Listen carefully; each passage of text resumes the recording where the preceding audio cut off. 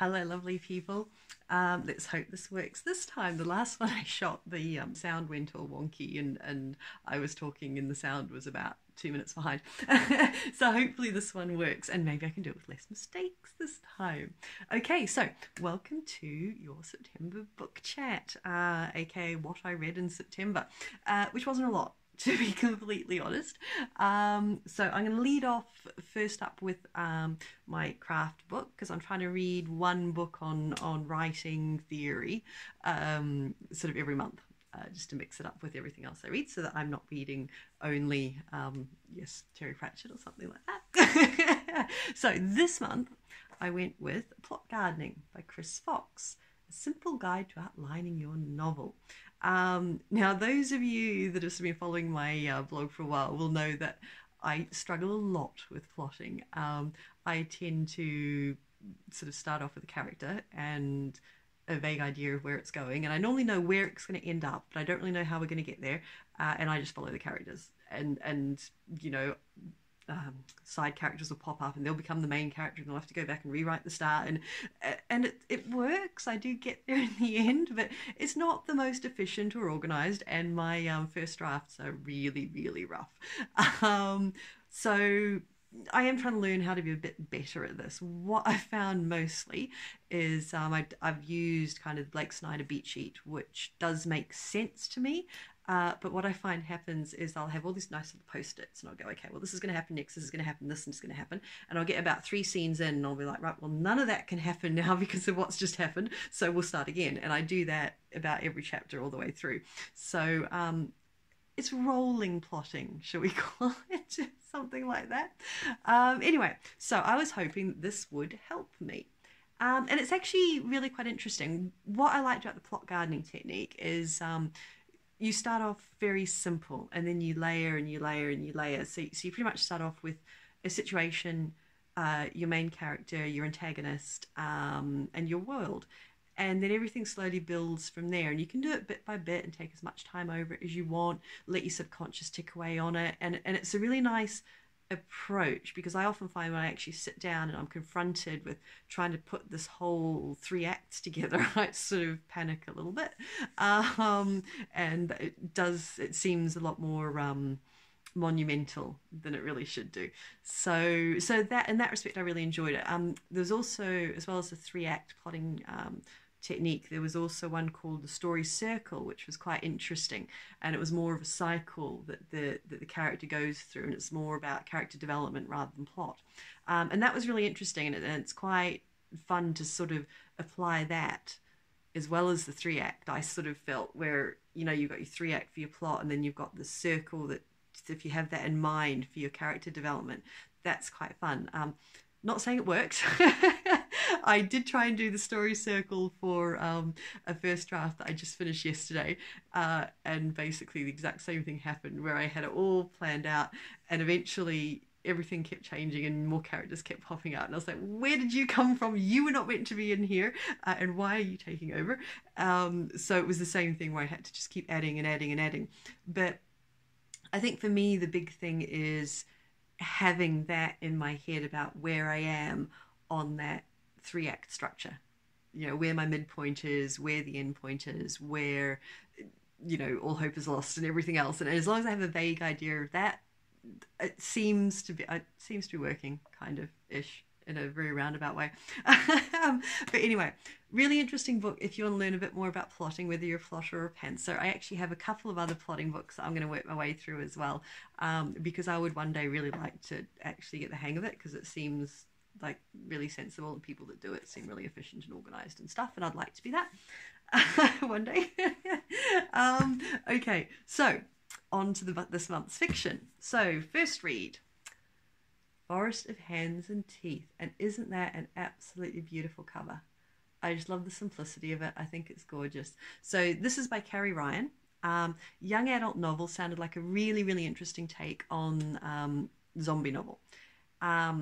And first off, loved the world. The world was absolutely beautiful. So essentially you've got this village which is in a barricaded enclosure in the middle of this forest, and they don't know how far the forest extends for. They don't know how long they've been there. They don't know if anything exists beyond the forest.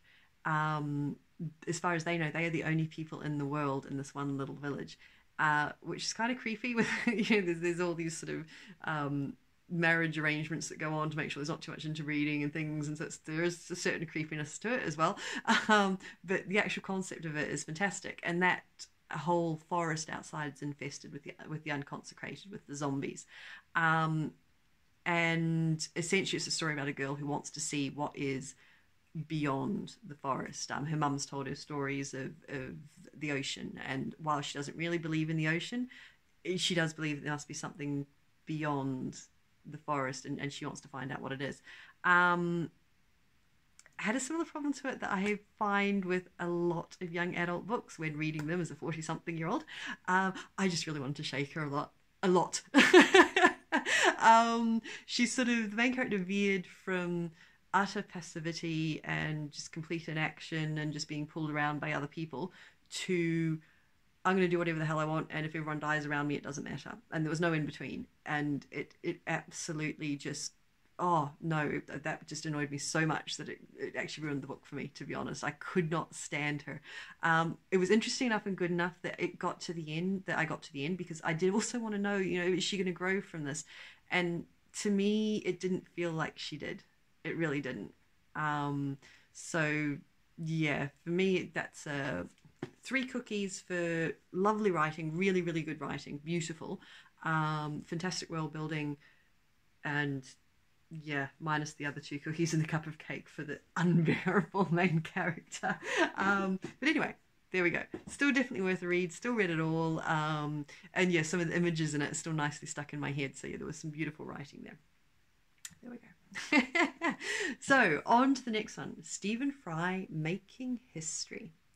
I've only read a couple of Stephen Fry books before. I've loved them. So Mythos was the last one I read. Obviously, absolutely beautiful retelling of the Greek myths.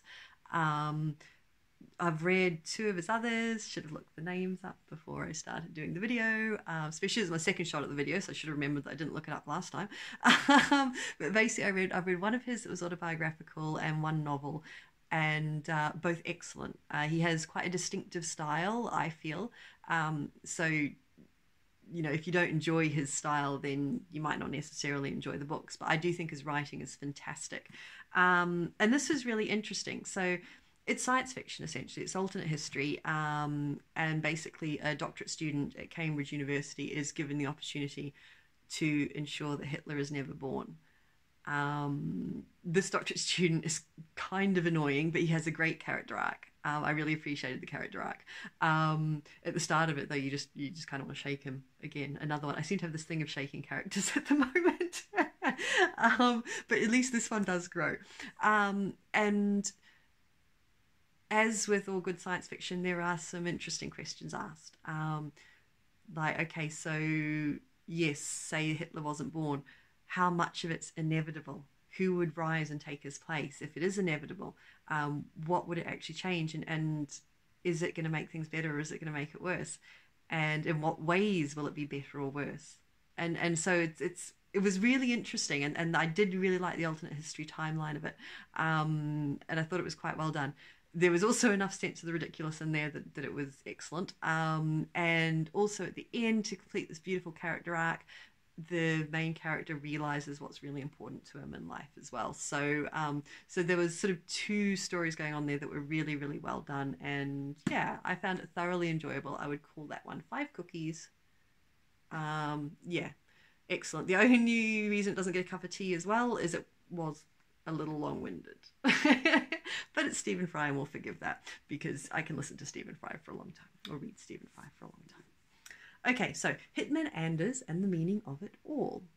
Okay, now Jonasson, hopefully that's the way you pronounce it, is the author of The 100-Year-Old Man Who Climbed Out the Window and Ran Away, and climbed out the window and disappeared, which I tried reading years ago, and I gave up on it because he was just really grumpy. And I get that. I imagine by the time I get to 100 years, I'm going to be pretty grumpy too, considering how grumpy I am about people at, 40. How old am I? 41? I was about to say 44. I don't think I'm there yet. No, I'm 41. Okay. So yes, I'm. Yeah, I can see being grumpy and wanting to climb out a window and disappear. But as a reader, it was just too much. And I'm pretty sure I didn't finish that one. I don't remember finishing it. I think I just got frustrated and put it down. So I was quite interested in this, though. So essentially, this hitman gets out of prison. He hooks up with this lapsed priest and the hotel receptionist, and they're hiring his services out and trying to scam him and make all the money off this terrifying hitman. I don't know, that doesn't seem like a great idea. But then he finds God, and now they've got to try and figure out how they're going to make money and not get killed by all the gangsters whose contracts they've just broken. So it's this kind of quite funny crime caper. Quite well done. There's lots of sort of giggle-worthy moments, and in some respects it was really good. But the whole book was told. It was, I mean, I don't even remember the name of the priest and the receptionist, because most of the time they were just called the priest and the receptionist. And it was a very omniscient viewpoint where you head hopped a lot, but you were never close to any of the characters. So you were never really attached to any of them. And it was all kind of, oh, well, this is interesting, but I don't really care. So it was a good enough read. I finished it. It was well written. But yeah, for me, that massive distance between the reader and the characters was just a bit too much.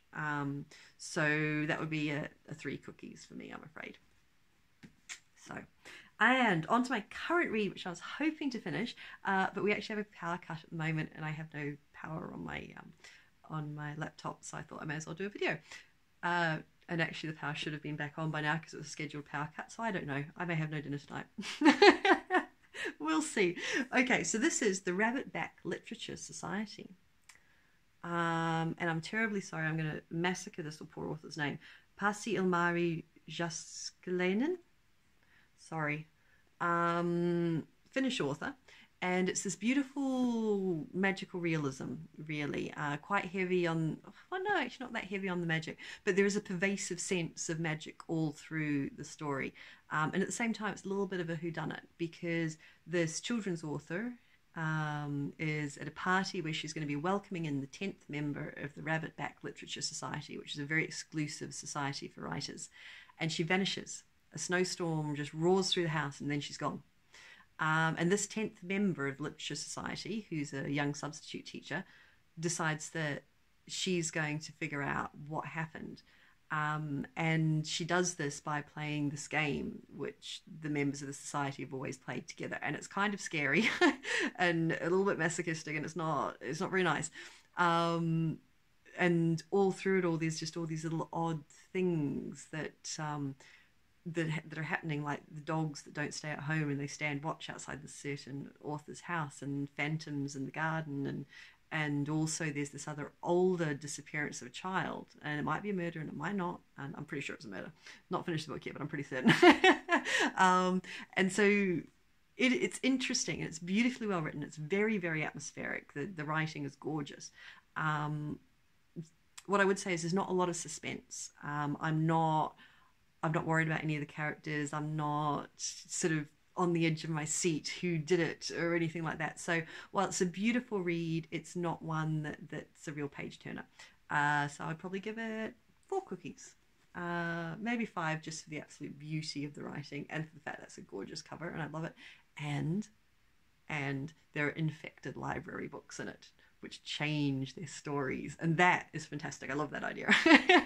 And yes, they could, if they spend too long around other library books, they can pass the infection on, and then they start changing as well.